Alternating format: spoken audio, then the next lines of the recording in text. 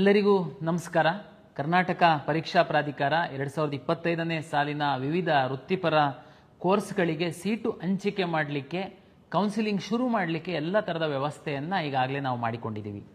ತಮಗೆಲ್ಲ ಗೊತ್ತಿರುವಂತೆ ಈಗಾಗಲೇ ನಾವು ತಮಗೆ ವೆರಿಫಿಕೇಷನ್ ಸ್ಲಿಪ್ಪನ್ನು ಡೌನ್ಲೋಡ್ ಮಾಡೋದಕ್ಕೆ ಹೇಳಿದ್ವಿ. ಈಗಾಗಲೇ ಸಾಕಷ್ಟು ವಿದ್ಯಾರ್ಥಿಗಳು ವೆರಿಫಿಕೇಷನ್ ಸ್ಲಿಪ್ಪನ್ನು ಡೌನ್ಲೋಡ್ ಸಹ ಮಾಡಿಕೊಂಡಿದ್ದೀರಾ. ಅದರಲ್ಲಿ ಕೆಲವೊಂದು ಸಣ್ಣ ಪುಟ್ಟ ತಪ್ಪುಗಳಿತ್ತು ಅಂತಂದರೆ ಅದನ್ನು ಸರಿಪಡಿಸ್ಕೊಳ್ಳಲಿಕ್ಕೆ ಸಹ ಅಂತಿಮವಾಗಿ ನಾವು ತಮಗೆ KEAಗೆ ಅಪಾಯಿಂಟ್ಮೆಂಟ್ ತಗೊಂಡು ಬಂದು ಸರಿಪಡಿಸ್ಕೊಳ್ಳಲಿಕ್ಕೆ ಸಹ ವಿನಂತಿಯನ್ನು ನಾವು ಈಗಾಗಲೇ ಮಾಡಿಕೊಂಡಿದ್ದೀವಿ. ಮುಂದುವರೆದು ನೀಟ್ ರಿಸಲ್ಟ್ ಬಂದಿದೆ.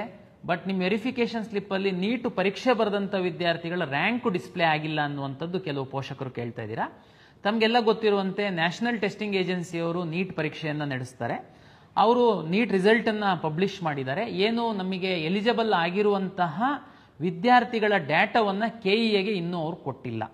ಒಂದ್ಸರಿ ಅವರು ಕೊಟ್ಟು ಒಂದು ದಿವಸದಲ್ಲಿ ನಾವು ನಿಮ್ಮ ವೆರಿಫಿಕೇಷನ್ ಸ್ಲಿಪ್ಪಲ್ಲಿ ನಿಮ್ಮ ರ್ಯಾಂಕು ಡಿಸ್ಪ್ಲೇ ಆಗುವಂತಹ ವ್ಯವಸ್ಥೆಯನ್ನು ನಾವು ಮಾಡ್ತೀವಿ. ಅದನ್ನು ತಮಗೆ ಕಮ್ಯುನಿಕೇಟ್ ಮಾಡ್ತೀವಿ.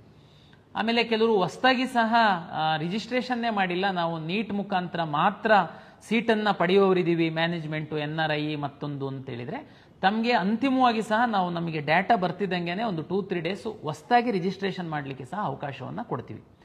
ಇವತ್ತು ನಾನು ನಿಮ್ಮ ಮುಂದೆ ಬಂದಿರುವಂಥದ್ದು ಬಹುಮುಖ್ಯವಾದಂತಹ ಕೌನ್ಸಿಲಿಂಗ್ ಪ್ರಕ್ರಿಯೆ ಬಗ್ಗೆ ಒಂದು ವಿವರಣೆಯನ್ನು ನೀಡಲಿಕ್ಕೆ ನಾನಿವತ್ತು ನಿಮ್ಮ ಮುಂದಿದ್ದೀನಿ. ತಮಗೆಲ್ಲ ಗೊತ್ತಿರುವಂತೆ ತಮ್ಮ ವೆರಿಫಿಕೇಷನ್ ಸ್ಲಿಪ್ಪಲ್ಲಿ QR ಕೋಡ್ ಸಹ ಇದೆ, ತಾವೀಗಾಗಲೇ ನೋಡಿದ್ದೀರಾ.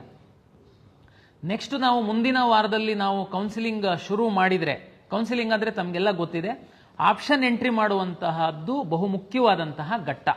ಆಪ್ಷನ್ ಎಂಟ್ರಿ ಮಾಡಿದ ಆಧಾರದ ಮೇಲೆ ನೀವು ಈಗಾಗಲೇ ಅರ್ಜಿಯಲ್ಲಿ ಸಲ್ಲಿಸಿರುವಂತಹ ಮಾಹಿತಿ, ಮೀಸಲಾತಿಗೆ ಸಂಬಂಧಪಟ್ಟಂತಹ ಮಾಹಿತಿ ಆಧರಿಸಿ ತಮಗೆ ಬೆಸ್ಟ್ ಸೀಟು ಹಂಚಿಕೆ ಮಾಡುವಂಥದ್ದು ವ್ಯವಸ್ಥೆ ನಮ್ಮಲ್ಲಿರುವಂಥದ್ದು. ನಾನು ನಿಮಗೆ ಇಲ್ಲಿ ಆಪ್ಷನ್ ಎಂಟ್ರಿ ಮಾಡುವಂತಹ ಪ್ರಕ್ರಿಯೆಗೆ ಈ ಹಿಂದೆ ಸೀಕ್ರೆಟ್ ಕೀ, ಪಾಸ್ವರ್ಡ್ ಮತ್ತು ಲಾಗಿನ್ ಅನ್ನು ನಾವು ವೆರಿಫಿಕೇಷನ್ ಸ್ಲಿಪ್ಪಲ್ಲಿ ಕೊಟ್ಟಿದ್ವಿ. ಆ ಜಾಗದಲ್ಲಿ ಈ ಬಾರಿ ವೆರಿಫಿಕೇಷನ್ ಸ್ಲಿಪ್ಪಲ್ಲಿ ನಾವು QR ಕೋಡನ್ನು ಕೊಟ್ಟಿದ್ದೀವಿ. ಎಲ್ಲ ವಿದ್ಯಾರ್ಥಿಗಳು ಪೋಷಕರ ಗಮನಕ್ಕೆ, ತಾವು QR ಕೋಡನ್ನು ಸ್ಕ್ಯಾನ್ ಮಾಡಿದರೆ ನಿಮ್ಮ ಲಾಗಿನ್ ಪೇಜ್ ಓಪನ್ ಆಗುತ್ತೆ. ನಂತರ ತಾವು ತಮ್ಮ ಫೇಸನ್ನು ವೆಬ್ ಕ್ಯಾಮಲ್ಲಿ ತೋರಿಸುವಂಥದ್ದು ಹಾಗೂ ತಾವು ಅರ್ಜಿಯನ್ನು ಸಲ್ಲಿಸುವಂತಹ ಸಂದರ್ಭದಲ್ಲಿ ತಾವು ರಿಜಿಸ್ಟರ್ ಮಾಡಿರುವಂತಹ ಮೊಬೈಲ್ಗೆ OTP ಬರುತ್ತೆ. ಇದನ್ನು ಎಂಟ್ರಿ ಮಾಡಿದರೆ ನೀವು ಆಪ್ಷನ್ ಎಂಟ್ರಿ ಮಾಡುವಂತಹ ಲಾಗಿನ್ ಓಪನ್ ಆಗುತ್ತೆ. ಆಪ್ಷನ್ ಎಂಟ್ರಿ ಮಾಡುವ ಪೂರ್ವದಲ್ಲಿ ತಾವು ಎಲ್ಲ ವಿದ್ಯಾರ್ಥಿಗಳು ಮತ್ತು ಪೋಷಕರು ಸ್ವಲ್ಪ ಹೋಮ್ವರ್ಕನ್ನು ತಾವು ಮಾಡಿಕೊಳ್ಬೇಕು ಅಂತೇಳಿ ನನ್ನ ವಿನಂತಿ. ಒಂದು ವಾರ ಇನ್ನೂ ಸಮಯ ಇದೆ. ತಮಗೆ ಗೊತ್ತಿರುವಂತೆ medical, dental, Ayush, engineering, pharm sciences ಮತ್ತು ವೆಟರ್ನರಿ, ನರ್ಸಿಂಗು, B.Pharm ಈ ಎಲ್ಲ ಸೀಟ್ಗಳ ಆಪ್ಷನ್ ಎಂಟ್ರಿ ಮಾಡುವಂಥದ್ದಕ್ಕೆ ನಾವು ಒಮ್ಮೆನೇ ಓಪನ್ ಮಾಡ್ತೀವಿ. ತಾವು ಎಲ್ಲ ಆಪ್ಷನ್ ಎಂಟ್ರಿಯನ್ನು, ಪ್ರಿಯಾರಿಟಿಯನ್ನು ತಾವು ಕೊಡ್ತೀರಾ. ಅದರಲ್ಲಿ ತಮ್ಮ ರ್ಯಾಂಕ್ ಆಧರಿಸಿ, ತಮ್ಮ ಪ್ರಿಯಾರಿಟಿ ಆಧರಿಸಿ ನಾವು ಸೀಟನ್ನು ಹಂಚಿಕೆ ತಮಗೆ ಮಾಡುವಂಥದ್ದು. ತಾವು ಆಪ್ಷನ್ ಎಂಟ್ರಿ ಪೂರ್ವದಲ್ಲಿ ಹೋಮ್ವರ್ಕ್ ಯಾಕೆ ಮಾಡಬೇಕು ಅಂತಂದರೆ, ನೀವು ಎಷ್ಟು ಆಪ್ಷನ್ ಬೇಕಾದ್ರೂ ಎಂಟ್ರಿ ಮಾಡ್ಬೋದು, ಅದಕ್ಕೆ ಲಿಮಿಟ್ ಇಲ್ಲ. ಆದರೆ ತಮ್ಮ ಪ್ರಿಯಾರಿಟಿ ಏನು ತಾವು ಟಿಕ್ ಮಾಡ್ತೀರಾ, ತಮಗೆ ಬೆಸ್ಟ್ ಫಸ್ಟು ಈ ಕಾಲೇಜ್ ಸಿಕ್ಕಬೇಕಪ್ಪ, ನನಗೆ ಈ ಕಾಲೇಜು ಕೋರ್ಸ್ ಸಿಕ್ಕಬೇಕು, ಒಂದು ವೇಳೆ ಅದು ಸಿಕ್ಕಿಲ್ಲ ಅಂತಂದರೆ ನನಗೆ ಈ ಕಾಲೇಜು, ಈ ರೀತಿ ತಾವು ಸ್ವಲ್ಪ ಪೆನ್ನು ಪೇಪರ್ ತಗೊಂಡು ಕೂತ್ಕೊಂಡು ಕಾಲೇಜುಗಳನ್ನು ಸ್ಟಡಿ ಮಾಡಿ ಕಳೆದ ವರ್ಷದ ಕಟ್ ಆಫನ್ನು ತಾವು ಪರಿಶೀಲನೆ ಮಾಡಿಕೊಂಡು ನೀಟಾಗಿ ಬರೆದಿಟ್ಕೊಂಡು ನಂತರ ನಮ್ಮ ಲಾಗಿನ್ ಓಪನ್ ಮಾಡಿಬಿಟ್ಟು ತಾವು ಆಪ್ಷನ್ ಎಂಟ್ರಿ ಮಾಡಿದ್ದು ಅದು ಕರೆಕ್ಟ್ ಆದಂತಹ ಸರಿಯಾದಂತಹ ಕ್ರಮ. ಇದನ್ನು ನೀವು ಸರಿ ಮಾಡಲಿಲ್ಲ ಅಂತಂದರೆ ಅದರದ್ದು ಪರಿಣಾಮ ಏನಾಗುತ್ತೆ, ಸೀಟು ಹಂಚಿಕೆ ಮಾಡುವಂತಹ ಸಂದರ್ಭದಲ್ಲಿ ನಿಮಗೆ ನೀವೇನಾದ್ರೂ ಆ ಕೋರ್ಸನ್ನು ಹಾಕಿರಲಿಲ್ಲ, ನಿಮ್ಮದು ಒಳ್ಳೆ ರ್ಯಾಂಕ್ ಇತ್ತು, ನಿಮ್ಮ ಸ್ನೇಹಿತ ಕಡಿಮೆ ರ್ಯಾಂಕ್ ಇದ್ರೂ ಆ ಕೋರ್ಸ್ ಹಾಕಿದ್ದ, ಅವಾಗ ಅವನಿಗೆ ಸಿಕ್ಬಿಡುತ್ತೆ. ಆ ಟೈಮಲ್ಲಿ ನೀವು ಮತ್ತೆ ಹೊಸದಾಗಿ ನಾನು ಆಪ್ಷನ್ ಎಂಟ್ರಿ ಮಾಡ್ತೀನಿ ಅಂತಂದರೆ ಎಲ್ಲ ಅವಕಾಶ ಇರಲ್ಲ. ಓಕೆ, ಈಗ ನಮ್ಮದು ಲಾಗಿನ್ ಆಗಿದ್ದೀರ. ತಾವು ಲಾಗಿನ್ ಆದ ನಂತರ ತುಂಬ ಸರಳೀಕರಣ ಮಾಡಿದ್ದೀವಿ ನಾವು. ವಿದ್ಯಾರ್ಥಿಗಳ ಹಿತದೃಷ್ಟಿಯಿಂದ ಆಪ್ಷನ್ ಎಂಟ್ರಿ ಮಾಡುವಂಥದ್ದು ಯಾವ ರೀತಿ ಅಂತ ಅನ್ನುವಂಥದ್ದನ್ನು ನಾವು ಬಹಳ ಸರಳೀಕರಣ ಮಾಡಿದ್ದೀವಿ. ಈಗ ನಾವು ನೋಡೋಣ. ನೀವು ಒಂದ್ಸರಿ ಲಾಗಿನ್ ಆದ ನಂತರ ಯಾವ ರೀತಿ ನೀವು ವಿವಿಧ ಕಾಲೇಜುಗಳ ವಿವಿಧ ಕೋರ್ಸುಗಳ ಆಪ್ಷನನ್ನು ತಾವು ಎಂಟ್ರಿ ಮಾಡಬೇಕು, ಹೇಗೆ ಮಾಡಬೇಕು ಅನ್ನುವಂಥದ್ದನ್ನು ನಮ್ಮ IT ಸಿಬ್ಬಂದಿ ಎಕ್ಸ್ಪ್ಲೈನ್ ಮಾಡ್ತಾರೆ. ತಾವು ದಯಮಾಡಿ ಇದನ್ನು ಗಮನವಿಟ್ಟು ಕೇಳಿ. ನೀವು ಯಾರ ಮೇಲೆ ಡಿಪೆಂಡ್ ಆಗುವಂಥ ಅಗತ್ಯ ಇಲ್ಲ. ಪ್ರಾಧಿಕಾರ ತುಂಬ ಸರಳೀಕರಣಗೊಳಿಸಿದೆ. ತಾವೇನೇ ಸ್ವತಃ ಆಪ್ಷನ್ ಎಂಟ್ರಿ ಮಾಡಲಿಕ್ಕೆ ಅವಕಾಶ ಇದೆ. ಓಕೆ, ಬನ್ನಿ ಈಗ ನಾವು ನಮ್ಮ IT ಸಿಬ್ಬಂದಿ ವಿವರಣೆಯನ್ನು ಕೊಡ್ತಾರೆ. ಯಾವ ರೀತಿ ನೀವು ಆಪ್ಷನ್ ಎಂಟ್ರಿ ಮಾಡುವಂಥದ್ದು ಅವಕಾಶಗಳಿದ್ದಾವೆ ಅಂತನ್ನುವಂಥದ್ದನ್ನು ತೋರಿಸಿಕೊಡ್ತಾರೆ. ನಮಸ್ಕಾರ.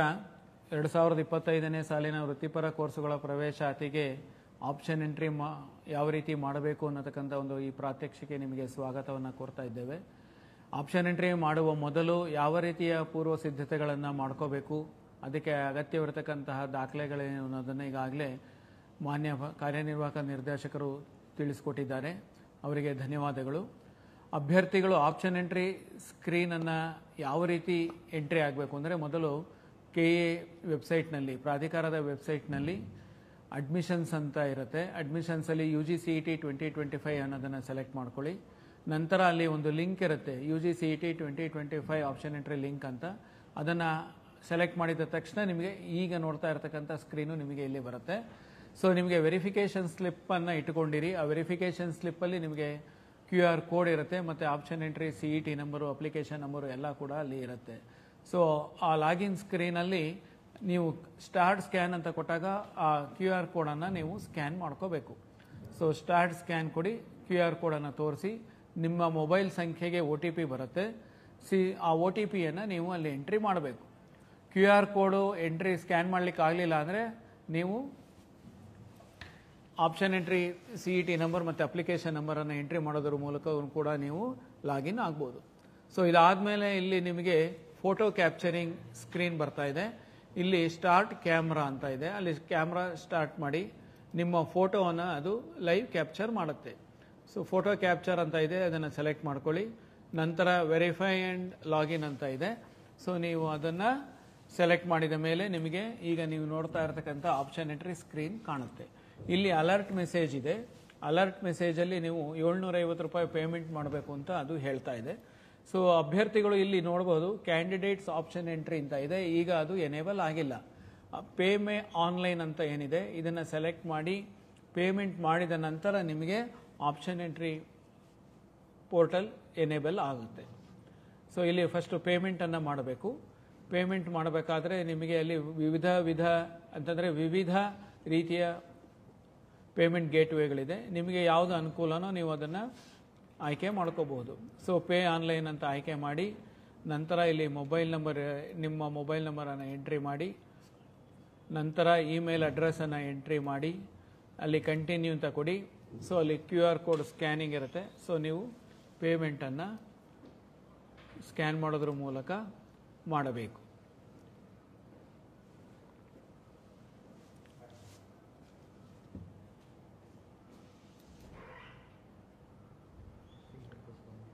ಸೊ ಇಲ್ಲಿ ಟೆಸ್ಟಿಂಗಿಗೋಸ್ಕರ ಅಲ್ಲಿ 1 ರೂಪಾಯಿ ಅಂತ ತೋರಿಸಿದೆ. ಸೊ ಎಲ್ಲ ಅಭ್ಯರ್ಥಿಗಳು 750 ರೂಪಾಯಿಯನ್ನು ಪೇಮೆಂಟ್ ಮಾಡಬೇಕಾಗತ್ತೆ. ಸೊ ಪೇಮೆಂಟ್ ಮಾಡಿದ ನಂತರ ಪೇಮೆಂಟ್ ಸಕ್ಸಸ್ಫುಲ್ ಅಂತ ಬರುತ್ತೆ. ಅದಾದಮೇಲೆ ಸಕ್ಸಸ್ ರಿಪೋರ್ಟ್ ಅಂತಲೂ ಕೂಡ ಇದೆ.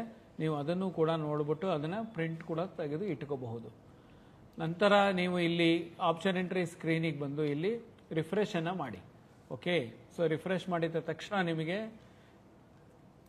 ಅಲ್ಲಿ ಕ್ಯಾಂಡಿಡೇಟ್ಸ್ ಆಪ್ಷನ್ ಎಂಟ್ರಿ ಲಿಂಕ್ ಅಂತ ಇದೆ ನೋಡಿ, ಈಗ ಅದು ಎನೇಬಲ್ ಆಗಿದೆ. ಸೊ ಇದೇ ರೀತಿ ಆಪ್ಷನ್ ಎಂಟ್ರಿ ಎಕ್ಸಾಂಪಲ್ ಅಂತ ನೀವು ನೋಡಬಹುದು. ಡೀಟೇಲ್ಡ್ ಆಪ್ಷನ್ ವರ್ಕ್ಶೀಟ್ ಇದೆ, ಪ್ರಿಂಟ್ ಆಪ್ಷನ್ ಇದೆ, ಅದೇ ರೀತಿ ಇಲ್ಲಿ ರ್ಯಾಂಕ್ಸ್ ಅಂತ ಇದೆ. ನಿಮಗೆ ಬಂದಿರತಕ್ಕಂಥ ಡಿಸಿಪ್ಲಿನ್ ವೈಸ್ ರ್ಯಾಂಕ್ಸ್ ಇಲ್ಲಿ ತೋರಿಸುತ್ತೆ. ನೀವು ಎಷ್ಟು ಡಿಸಿಪ್ಲಿನ್ಗೆ ಎಲಿಜಿಬಲ್ ಇದ್ದೀರಿ, ಎಷ್ಟು ರ್ಯಾಂಕ್ಸ್ ಬಂದಿದೆ ನಿಮಗೆ ಅನ್ನೋದು ಅಲ್ಲಿ ನೀವು ನೋಡಬಹುದು. ರೈಟ್ ಸೈಡ್ ಸ್ಕ್ರೀನಲ್ಲಿ ನಿಮಗೆ ಕೋರ್ಸಸ್ ಅಂತ ಇದೆ, ಕಾಲೇಜಸ್ ಅಂತ ಇದೆ. ಸೊ ನೀವು ಕೋರ್ಸಸ್ ಸೆಲೆಕ್ಟ್ ಮಾಡಿದ್ರೆ ಯಾವ್ಯಾವ ಕೋರ್ಸ್ಗಳು ನಿಮಗೆ ಅಡ್ಮಿಷನ್ಸ್ಗೆ ಇದೆ ಅನ್ನೋದನ್ನು ನೀವು ನೋಡ್ತಾ ಇರ್ಬೋದು. ಇಲ್ಲಿ ಇಂಜಿನಿಯರಿಂಗು, ಮೆಡಿಕಲ್ಲು, ಈ ರೀತಿ ಪ್ರತಿಯೊಂದು ಇರುತ್ತೆ. ಸೊ ಅದೇ ರೀತಿ ನೀವು ಕಾಲೇಜಸ್ ಅಂತ ಇದೆ. ಸೊ ಆ ಕಾಲೇಜಸನ್ನು ಸೆಲೆಕ್ಟ್ ಮಾಡಿದ್ರೆ ನಿಮಗೆ ಯಾವ್ಯಾವ ಕಾಲೇಜುಗಳು ಸರ್ಕಾರದಿಂದ ಅನುಮತಿ ಪಡೆದಿವೆ ಅನ್ನೋದು ಲಿಸ್ಟು ಕೂಡ ಅಲ್ಲಿ ನಿಮಗೆ ಕಾಣಸಿಗುತ್ತೆ. List of colleges approved by the government for seat allotment, ಇದಿಷ್ಟು ಕೂಡ ನಿಮಗೆ ಅಲ್ಲಿ ಡಿಸ್ಪ್ಲೇ ಆಗುತ್ತೆ. ಡಿಸಿಪ್ಲಿನ್ ವೈಸ್ ಅದು ನಿಮಗೆ ತೋರಿಸುತ್ತೆ. ಸೊ ನಾವು it is showing medical college list. ಈಗ ಮೆಡಿಕಲ್ ಕಾಲೇಜ್ ಲಿಸ್ಟ್ ತೋರಿಸ್ತಾ ಇದೆ. ಸೊ ಇದೇ ರೀತಿ ನಿಮಗೆ ಡೆಂಟಲ್ ಕಾಲೇಜ್ ಲಿಸ್ಟ್ ಬರುತ್ತೆ, ಅದೇ ರೀತಿ ಆಯುಷ್ ಕಾಲೇಜು, ಅದೇ ರೀತಿ ನಿಮಗೆ ಯೋಗ ಆ್ಯಂಡ್ ನ್ಯಾಚುರೋಪತಿ ಮತ್ತು ಆರ್ಕಿಟೆಕ್ಚರ್, ಸೊ ಇಂಜಿನಿಯರಿಂಗ್, ಸೊ ಈ ರೀತಿ ಪ್ರತಿಯೊಂದು ಡಿಸಿಪ್ಲಿನಲ್ಲೂ ಕೂಡ ನಿಮಗೆ ಲಿಸ್ಟ್ ಬರುತ್ತೆ. ಇಲ್ಲಿ ಏನಪ್ಪ ಪ್ರಾಮುಖ್ಯವಾಗಿ ನೀವು ಗಮನಿಸಬೇಕು ಅಂತಂದರೆ, ಯಾವ ಕಾಲೇಜು ನೀವು ನೋಡ್ತಾ ಇದ್ದೀರಿ ಆ ಕಾಲೇಜಲ್ಲಿ ಪಕ್ಕದಲ್ಲಿ ನಿಮಗೆ ಕಾಲೇಜ್ ಇನ್ಫಾರ್ಮೇಷನ್ ಅಂತ ಇದೆ. ಇದನ್ನು ನೀವು ಕ್ಲಿಕ್ ಮಾಡಿದ್ರೆ ಆ ಕಾಲೇಜಿನ ಬಗ್ಗೆ ಮಾಹಿತಿ ಕೂಡ ನಿಮಗೆ ಅಲ್ಲಿ ಡಿಸ್ಪ್ಲೇ ಆಗುತ್ತೆ. ಕಾಲೇಜಿನ ಮಾಹಿತಿ ಕಾಲೇಜು ಪೋರ್ಟಲಲ್ಲಿ ಕಾಲೇಜಿನವರು ದಾಖಲಿಸಿರ್ತಾರೆ. ಕಾಲೇಜಿನವರು ದಾಖಲಿಸಿರ್ತಕ್ಕಂಥ ಮಾಹಿತಿಯನ್ನು ಅಲ್ಲಿ ಡಿಸ್ಪ್ಲೇ ಮಾಡ್ತೀವಿ. ಈಗ ಇಲ್ಲಿ ಕ್ಯಾಂಡಿಡೇಟ್ಸ್ ಆಪ್ಷನ್ ಎಂಟ್ರಿಗೆ ನಾವು ಮೊದಲು ಬರೋಣ. ಸೊ ಇದನ್ನು ಆಯ್ಕೆ ಮಾಡಿದ ನಂತರ ಇಲ್ಲಿ ನಿಮಗೆ ಒಂದು ಮೆಸೇಜ್ ಪಾಪಪ್ ಆಗುತ್ತೆ. I am aware that the options entered by me for the first round will continue as it is for all the subsequent rounds of online seat allotment. ಈ ಥರ ಇದೆ ಅಲ್ಲಿ ಅಂತಂದರೆ, ನಾವು ಮೊದಲನೇ ರೌಂಡ್ ಸುತ್ತಿಗೆ ಏನು ಆಪ್ಷನ್ಸನ್ನು ಎಂಟ್ರಿ ಮಾಡ್ತೀವಿ ಅದು ಎಲ್ಲ ಸುತ್ತುಗಳಿಗೂ ಕೂಡ ಇರುತ್ತೆ. ಹೊಸದಾಗಿ ಆಪ್ಷನ್ ಎಂಟ್ರಿ ಮಾಡಲಿಕ್ಕೆ ಅವಕಾಶ ಇಲ್ಲ ಅನ್ನತಕ್ಕಂಥ ಒಂದು ಮೆಸೇಜನ್ನು ಅಲ್ಲಿ ತೋರಿಸುತ್ತೆ. ನೀವು ಅದನ್ನು ಅಗ್ರಿ ಅಂತ ಸೆಲೆಕ್ಟ್ ಮಾಡ್ಕೋಬೇಕು. ಇದಾದ ಮೇಲೆ ನಿಮಗೆ ಡಿಸಿಪ್ಲಿನ್ ಸೆಲೆಕ್ಟ್ ಮಾಡ್ಕೋಬೇಕಾಗತ್ತೆ ನೀವು. ಅಂತಂದರೆ ನಿಮಗೆ ಮೆಡಿಕಲ್, ಡೆಂಟಲ್, ಆಯುಷ್, ಯೋಗ, ನ್ಯಾಚುರೋಪತಿ, ಆರ್ಕಿಟೆಕ್ಚರ್, ಇಂಜಿನಿಯರಿಂಗ್ ಈ ರೀತಿ. ಸೊ ನಿಮ್ಮ ಮೊದಲನೇ ಆಯ್ಕೆ ಯಾವುದು? ನೀವು ಈಗಾಗಲೇ ಏನು ಲಿಸ್ಟ್ ಮಾಡಿದ್ದೀರಿ ಅದರಲ್ಲಿ ಮೊದಲನೇದು ಯಾವುದು? ಉದಾಹರಣೆಗೆ ಮೆಡಿಕಲ್ ನೀವು ಮೊದಲು ಆಯ್ಕೆ ಮಾಡ್ಕೊಂಡಿದ್ರೆ ಅಲ್ಲಿ ಮೆಡಿಕಲ್ ಅಂತ ತಗೊಳ್ಳಿ. ಇದಾದಮೇಲೆ ಸೆಲೆಕ್ಟ್ ಸ್ಟ್ರೀಮ್ ಅಂತ ಇದೆ, ಕೋರ್ಸ್ ಅಥವಾ ಕಾಲೇಜ್ ಅಂತ. ಸೊ ಕೋರ್ಸ್ ಸೆಲೆಕ್ಟ್ ಮಾಡಿದ್ರೆ ನಿಮಗೆ ಇಲ್ಲಿ ಸೆಲೆಕ್ಟ್ ಕೋರ್ಸಲ್ಲಿ ಮೆಡಿಕಲ್ ಕಾಲೇಜಲ್ಲಿ ಏನೇನಿದೆ ಅಂತಂದರೆ MBBS government, MBBS NRI, MBBS others, MBBS private ಅಂತ. ಸೊ ಅದೇ ರೀತಿ ನೀವು ಕಾಲೇಜ್ ಸೆಲೆಕ್ಟ್ ಮಾಡಿದ್ರೆ ಲಿಸ್ಟ್ ಆಫ್ ಕಾಲೇಜಸ್ ಅಲ್ಲಿ ಬರುತ್ತೆ. So Bangalore medical college, Ambedkar medical college, Kempegowda medical college, medical sciences, MS Ramaiah, ಈ ರೀತಿ ಎಷ್ಟು ಕಾಲೇಜುಗಳಿದೆ, ಎಷ್ಟು ಅಪ್ರೂವ್ ಇದೆ ಅಷ್ಟೂ ಕೂಡ ಅಲ್ಲಿ ಡಿಸ್ಪ್ಲೇ ಆಗ್ತಾ ಇರುತ್ತೆ. ಸೊ ಮೊದಲು ನಿಮಗೆ ಕೋರ್ಸನ್ನು ನೀವು ಸೆಲೆಕ್ಟ್ ಮಾಡ್ಕೋತೀರಾ. ಕೋರ್ಸನ್ನು ಸೆಲೆಕ್ಟ್ ಮಾಡಿ ನೀವು MBBS ಗೌರ್ಮೆಂಟ್ ಅಂತ ಸೆಲೆಕ್ಟ್ ಮಾಡಿ. ಸೊ MBBS ಗೌರ್ಮೆಂಟ್ ಅಂತ ನೀವು ಸೆಲೆಕ್ಟ್ ಮಾಡಿದ್ರೆ ನಿಮಗೆ ಅಲ್ಲಿ ಎಷ್ಟು ಗೌರ್ಮೆಂಟ್ ಶೇರ್ ಆಫ್ ಸೀಟ್ಸ್ ಯಾವ್ಯಾವ ಕಾಲೇಜಲ್ಲಿದೆ, ಅದರ ಕಾಲೇಜು ಮತ್ತು ಫೀಸ್ ಏನು ಅದು ಕೂಡ ಅಲ್ಲಿ ಡಿಸ್ಪ್ಲೇ ಆಗುತ್ತೆ. ಈಗ ESI ಮೆಡಿಕಲ್ ಕಾಲೇಜಲ್ಲಿ 1,10,100 ಅಂತ ಫೀಸ್ ಇದೆ. ಅದೇ ರೀತಿ Gulbarga institute of medical science 6,500 ಇದೆ. ಸೊ ಅದೇ ರೀತಿ ನೀವು ಪ್ರೈವೇಟ್ ಕಾಲೇಜಲ್ಲಿ ಗೌರ್ಮೆಂಟ್ ಸೀಟ್ ಅಂತಂದರೆ 1,54,321 ಫೀಸ್ ಅಂತ ಇರುತ್ತೆ. ಈ ರೀತಿ ಕಾಲೇಜು ಮತ್ತು ಫೀಸ್ ಎರಡೂ ಕೂಡ ಅಲ್ಲಿ ಡಿಸ್ಪ್ಲೇ ಆಗಿರುತ್ತೆ. ಸೊ ಈಗ ನೀವು ಲಿಸ್ಟಲ್ಲಿ ನಿಮ್ಮದು ಮೊದಲನೇ ಆಪ್ಷನ್ ಏನಿದೆ, ಫಾರ್ ಎಕ್ಸಾಂಪಲ್ ನೀವು ಬ್ಯಾಂಗ್ಳೂರ್ ಮೆಡಿಕಲ್ ಕಾಲೇಜ್ ಅಂತ ನಿಮ್ಮ ಮೊದಲನೇ ಆಪ್ಷನ್ ಇದ್ದರೆ ಅಲ್ಲಿ 1 ಅಂತ ಟೈಪ್ ಮಾಡಬೇಕು. Next Mysuru medical college second ಅಂತ ನೀವು ಸೆಲೆಕ್ಟ್ ಮಾಡಿದರೆ ಅಲ್ಲಿ 2 ಅಂತ ಟೈಪ್ ಮಾಡಿ. ಸೊ ಇದೇ ರೀತಿ ಮಂಡ್ಯ 3 ಇದ್ರೆ ಮಂಡ್ಯ 3 ಮಾಡ್ಕೊಳ್ಳಿ. ನಿಮಗೆ ನೆಕ್ಸ್ಟ್ ಯಾವ್ದು ಬೇಕು, ಶಿವಮೊಗ್ಗ ಬೇಕು, ಸೊ ಅಲ್ಲಿ 4 ಅಂತ ಟೈಪ್ ಮಾಡಿ. ಈ ರೀತಿ ನಿಮಗೆ ಯಾವ್ಯಾವ ಕಾಲೇಜುಗಳು ನೀವು ಯಾವ ಆರ್ಡ್ರಲ್ಲಿ ಹಾಕ್ಕೊಂಡಿರ್ತೀರಿ ಅಷ್ಟು ಕಾಲೇಜುಗಳನ್ನ ಮುಂದೆ ಭಾಗದಲ್ಲಿ ಇರ್ತಕ್ಕಂಥ ಬಾಕ್ಸಲ್ಲಿ ನೀವು ನಂಬರ್ಸನ್ನು ಎಂಟ್ರಿ ಮಾಡ್ತಾ ಹೋಗಬೇಕು. ನೀವು ಕಾಲೇಜ್ ಹೆಸರನ್ನು ಟೈಪ್ ಮಾಡ್ತಾ ಅವಶ್ಯಕತೆ ಇಲ್ಲ, ಅಥವಾ ಯಾವ ಕೋರ್ಸು ಅನ್ನೋದನ್ನು ಟೈಪ್ ಮಾಡ್ತಕ್ಕಂಥ ಅವಶ್ಯಕತೆ ಇರೋದಿಲ್ಲ. ಬರೀ ನಂಬರನ್ನು ನೀವು ಎಂಟ್ರಿ ಮಾಡ್ತಾ ಹೋಗಬೇಕು. ಈಗ ಇಲ್ಲಿ ಏನು ಎಂಟ್ರಿ ಮಾಡ್ತಾ ಇದ್ದೀವಿ ಈ ಆರ್ಡ್ರಲ್ಲೇ ಮಾಡಬೇಕು ಅನ್ನತಕ್ಕಂಥ ಯಾವುದೇ ಒಂದು ನಿಯಮ ಇರೋದಿಲ್ಲ. ನಿಮಗೆ ಬೇಕಾಗಿರತಕ್ಕಂಥ ಆರ್ಡ್ರಲ್ಲಿ ನೀವು ಎಂಟ್ರಿ ಮಾಡಿ.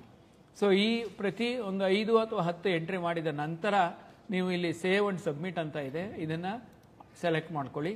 ಸೇವ್ ಅಂಡ್ ಸಬ್ಮಿಟ್ ಸೆಲೆಕ್ಟ್ ಮಾಡಿದ ತಕ್ಷಣ ನಿಮಗೆ ನೀವು ಏನು ಎಂಟ್ರಿ ಮಾಡಿರ್ತೀರಿ ಅದು ನಿಮಗೆ ರೈಟ್ ಸೈಡ್ ಸ್ಕ್ರೀನಲ್ಲಿ ನಿಮಗೆ ಪ್ರಿಯಾರಿಟಿ ವೈಸ್ ಡಿಸ್ಪ್ಲೇ ಆಗ್ತಾ ಇರುತ್ತೆ.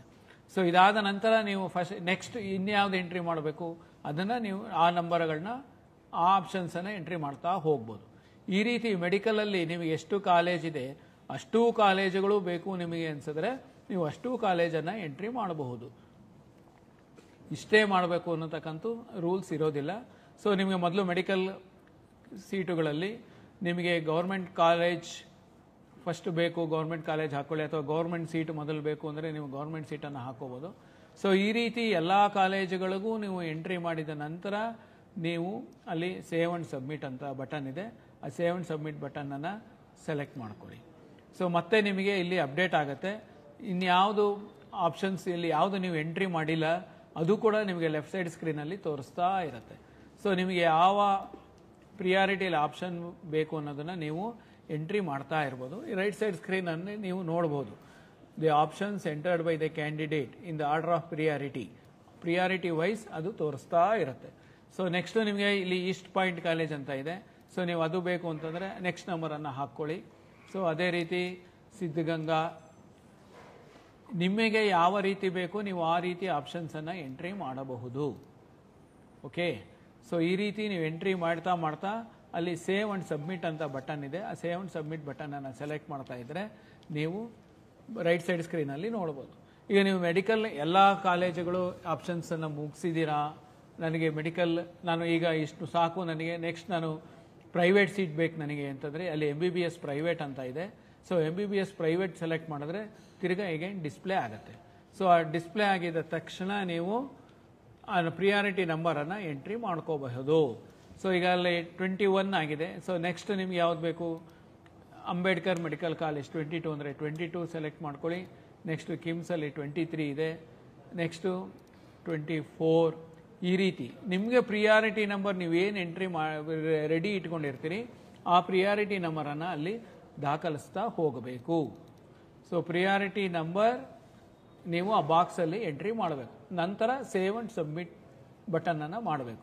ಇದಾದಮೇಲೆ ನಿಮಗೆ MBBS ಅಲ್ಲೇ ನಿಮಗೆ ಇನ್ನೂ 2 ಕೋರ್ಸಸ್ ಇರ್ತದೆ, ಅನ್ನೋದು 2 ವರ್ಗ ಇರುತ್ತೆ, NRI ಮತ್ತು ಅದರ್ಸ್ ಅಂತ.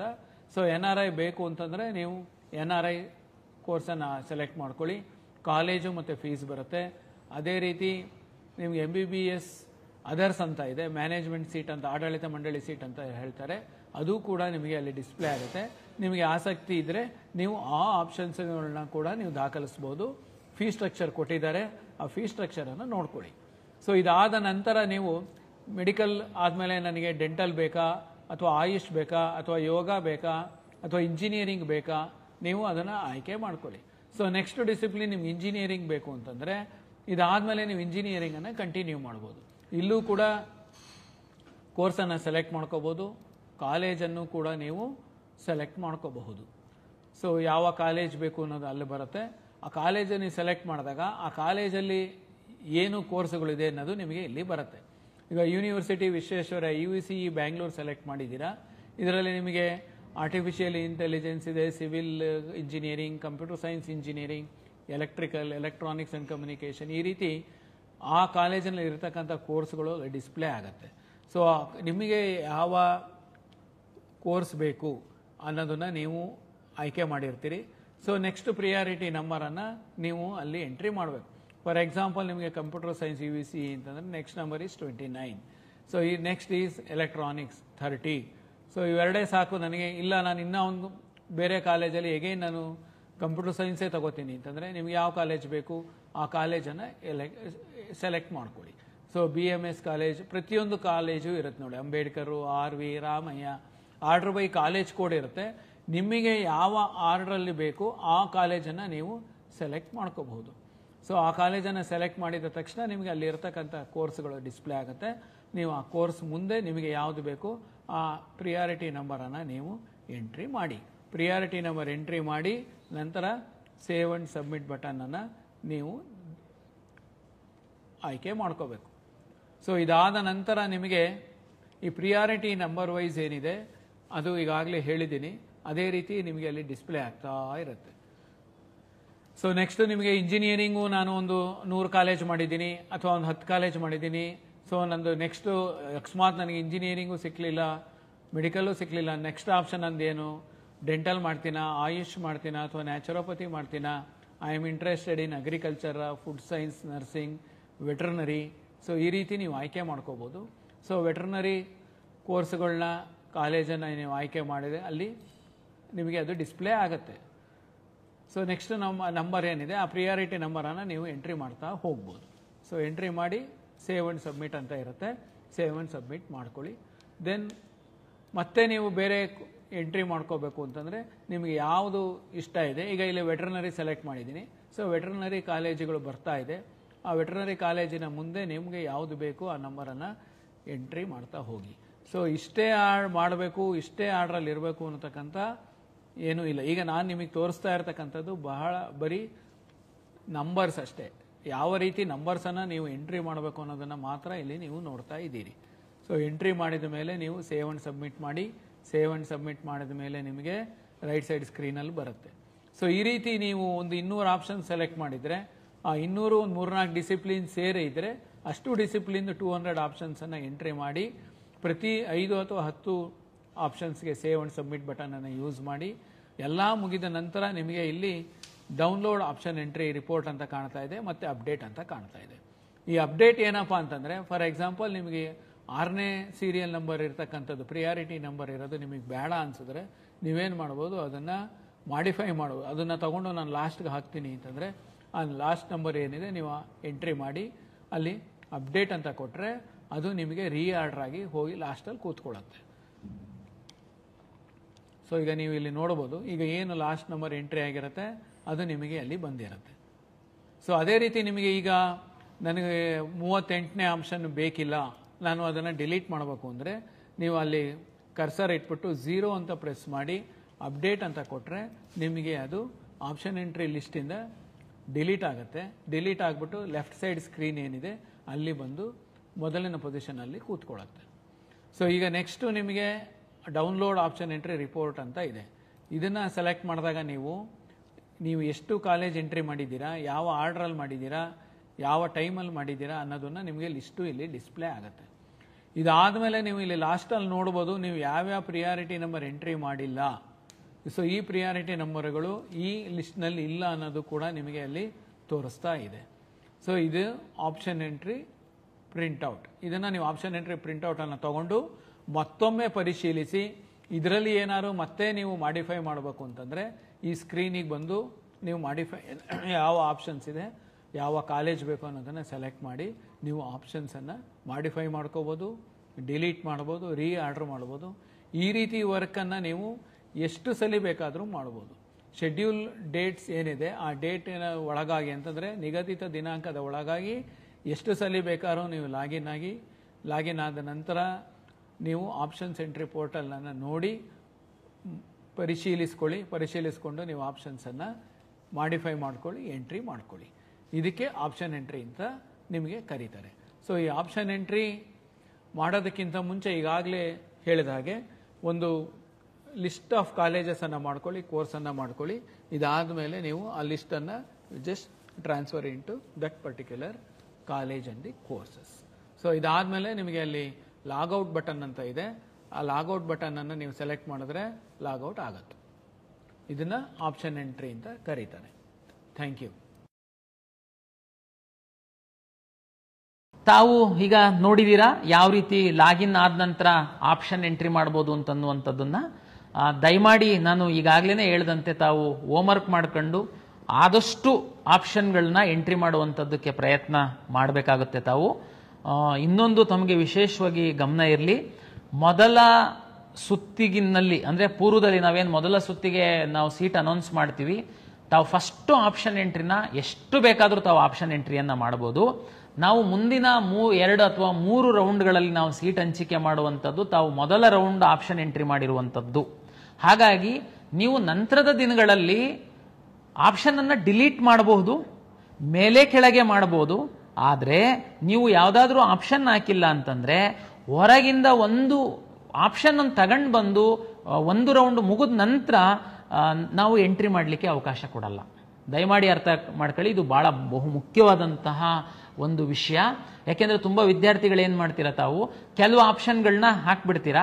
ನಾವು ಫಸ್ಟ್ ರೌಂಡ್ ಸೀಟ್ ಅಲಾಟ್ ಮಾಡ್ತೀವಿ, ಆವಾಗ ನಿಮಗೆ ಗೊತ್ತಾಗುತ್ತೆ ಇತರೆ ಕಾಲೇಜ್ಗಳು ಸಹ ಚೆನ್ನಾಗಿತ್ತು, ಆ ಕಾಲೇಜ್ಗಳನ್ನ ನಾವು ಹಾಕಿತ್ತು ಅಂತಂದರೆ ನಮಗೆ ಆ ಕಾಲೇಜಲ್ಲಿ ಸಿಕ್ತಿತ್ತು, ಆ ಕಾಲೇಜಲ್ಲಿ ಇನ್ನೂ ಸಹ ಕೆಲವು ಸೀಟ್ಗಳಿದ್ದಾವೆ, ನಾವು ಈಗ ಎಂಟ್ರಿ ಮಾಡೋಣ ಅಂತ. ನೋ, ಅವಕಾಶ ಇಲ್ಲ. ಅದಕ್ಕೆ ನಾನು ರಿಕ್ವೆಸ್ಟ್ ಮಾಡ್ತಾ ಇರುವಂಥದ್ದು, ಮೊದಲು ನಾವೇನು ಆಪ್ಷನ್ ಎಂಟ್ರಿ ಮಾಡೋದಕ್ಕೆ ನಿಮಗೆ ಹೇಳ್ತೀವಿ, ತಾವು ಗರಿಷ್ಠ ಎಷ್ಟು ಸಾಧ್ಯ ಅಷ್ಟು ಕೋರ್ಸ್ಗಳನ್ನ ಕಾಲೇಜ್ಗಳನ್ನ ತಾವು ಆಪ್ಷನ್ ಎಂಟ್ರಿ ಮಾಡಿ. ಫಸ್ಟ್ ರೌಂಡ್ ಸೀಟ್ ಅಲಾಟ್ಮೆಂಟ್ ಆದಮೇಲೆ ನೀವು ನಿಮ್ಮ ಒಂದು ಲಾಗಿನ್ ಒಳಗಡೆ ಇರುವಂತಹ ಆಪ್ಷನ್ಗಳಲ್ಲಿ ನೀವು ಮೇಲೆ ಕೆಳಗೆ ರೀಅರೇಂಜ್ ಮಾಡ್ಬೋದು, ಡಿಲೀಟ್ ಮಾಡ್ಬೋದು, ಏನೆಲ್ಲ ಮಾಡಲಿಕ್ಕಿರುತ್ತೆ. ಹೊಸ ಕಾಲೇಜು ಹೊಸ ಕೋರ್ಸನ್ನು ನಾವು ಮತ್ತೆ ನಿಮಗೆ ಆಪ್ಷನ್ ಎಂಟ್ರಿ ಮಾಡುವಂಥದ್ದಕ್ಕೆ ಅವಕಾಶ ಕೊಡಲ್ಲ. ಒಂದು ವೇಳೆ ಯಾವುದಾದ್ರೂ ಹೊಸ ಕಾಲೇಜನ್ನು ನಾವು ತಗೊಂಡು ಬಂದರೆ, ಯಾವುದಾದ್ರೂ ಹೊಸ ಕೋರ್ಸ್ ಏನಾದರೂ ನಾವು ತಗೊಂಡು ಬಂದರೆ ಅವಾಗ ಕೊಡ್ತೀವಿ. ಬಟ್ ಫಸ್ಟ್ ರೌಂಡ್ಗಿಂತ ಪೂರ್ವದಲ್ಲಿ ಇದ್ದಂತಹ ಕಾಲೇಜು ಕೋರ್ಸ್ಗಳನ್ನ ನೀವು ಹಾಕದೆ ನಂತರ ಬಂದ್ಬಿಟ್ಟು ತಾವು ಹಾಕ್ತೀವಿ ಅಂತಂದರೆ ಅವಕಾಶ ಇರಲ್ಲ. ತಾವು ಈ ವಿಡಿಯೋವನ್ನು ತಾವು ಏನು ನಮ್ಮ ಆಪ್ಷನ್ ಎಂಟ್ರಿದು ಒಂದೆರಡು ಬಾರಿ ತಾವು ಕೇಳಿ ತಮಗೆ ತುಂಬ ಸ್ಪಷ್ಟತೆ ಬರುತ್ತೆ. ಅದರ ಆಧಾರದ ಮೇಲೆ ತಾವು ಬೇರೆ ಯಾರಿಗೆ ಡಿಪೆಂಡ್ ಆಗದೆ ತಾವೇನೇ ಆಪ್ಷನ್ ಎಂಟ್ರಿ ಮಾಡುವಂಥದ್ದಕ್ಕೆ ಸಾಧ್ಯ ಆಗುತ್ತೆ. ಇದರಿಂದ ನಿಮಗೆ ಉಪಯೋಗ ಆಗಿದೆ ಅಂತೇಳಿ ನಾನು ಭಾವಿಸ್ತೀನಿ. ಈ ಥರದ್ದು ನಾವು ಹೊಸ ಹೊಸ ವಿಷಯಗಳ ಏನಾದ್ರೂ ಬಂತು ಅಂತಂದರೆ ತಮಗೆ ನಮ್ಮ ಪ್ರಾಧಿಕಾರದ ಯೂಟ್ಯೂಬ್ ಚಾನಲಲ್ಲಿ ವಿಡಿಯೋ ಮಾಡಿ ತಮಗೆ ನಾವು ಕಳಿಸ್ಕೊಡ್ತಾ ಇರ್ತೀವಿ. ಹಾಗಾಗಿ ಹೊಸ ವಿಡಿಯೋ ಬಂದಾಗ ತಮಗೆ ಅಲರ್ಟ್ ಬೇಕಂತಂದರೆ ತಾವು ದಯಮಾಡಿ KEA ಯೂಟ್ಯೂಬ್ ಚಾನಲ್ಗೆ ಸಬ್ಸ್ಕ್ರೈಬ್ ಆಗಿ ಅಂತ ವಿನಂತಿ ಮಾಡ್ತೀನಿ. ಮತ್ತೆ ನಾವು ಸಾಕಷ್ಟು ಈ ನೋಟಿಫಿಕೇಶನ್ಗಳನ್ನ ನಾವು ಮಾಡ್ತಾ ಇರ್ತೀವಿ. ಆ ಎಲ್ಲ ನೋಟಿಫಿಕೇಶನನ್ನು ರಿಯಲ್ ಟೈಮಲ್ಲಿ ನಾವು ನಮ್ಮ ಎಕ್ಸ್ ಖಾತೆಯಲ್ಲಿ ನಾವು ಅಪ್ಲೋಡ್ ಮಾಡ್ತೀವಿ. ಹಾಗಾಗಿ ತಾವು ದಯಮಾಡಿ ಕರ್ನಾಟಕ ಪರೀಕ್ಷಾ ಪ್ರಾಧಿಕಾರದ ಎಕ್ಸ್ ಖಾತೆಯನ್ನು ಸಹ ತಾವೇನಾದರೂ ಫಾಲೋ ಮಾಡ್ತು ಅಂತಂದರೆ ನಿಮಗೆ ಎಲ್ಲ ನೋಟಿಫಿಕೇಶನ್ಸು ಸರಿಯಾದ ಸಮಯದಲ್ಲಿ ತಮಗೆ ಸಿಗುತ್ತೆ. ಎಲ್ಲ ವಿದ್ಯಾರ್ಥಿಗಳಿಗೆ ಮತ್ತು ಪೋಷಕರಿಗೆ ಮತ್ತೊಮ್ಮೆ ವಂದನೆಗಳು.